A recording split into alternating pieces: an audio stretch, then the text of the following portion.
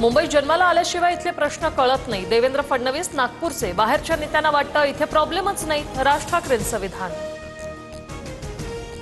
ठाकरे बंधूंची युती कन्फ्युजन आणि करप्शनची। ठाकरे बंधूंच्या युतीवर मुख्यमंत्री देवेंद्र फडणवीसांचा निशाणा।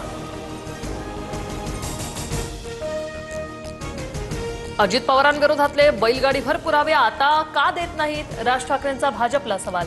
तर हा आमचा नाही, महाराष्ट्राच्या अस्तित्वाचा प्रश्न। राज ठाकरेंचं वक्तव्य। 26 जुलैच्या पुरावेळी ठाकरे बंधू कुठे होते? तुम्हें देखा नहीं, तुम्हें परखा नहीं, तुम्हें वोट देंगे नहीं, ही मुंबईकरांची भूमिका। आशिष शेलारांचा राज आणि उद्धव ठाकरेंवर पलटवार।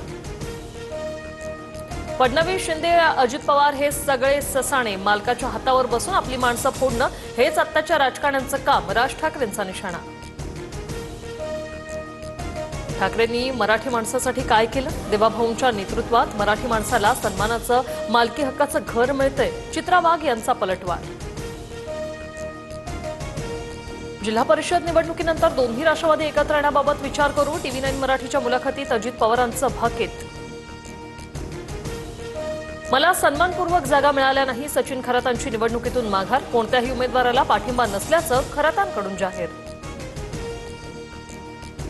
निलेश गायकवाड प्रकरणात माझ्यावरील आरोप सिद्ध झाल्यास संन्यास घेईन, अन्यथा अजित पवारांनी संन्यास घ्यावा।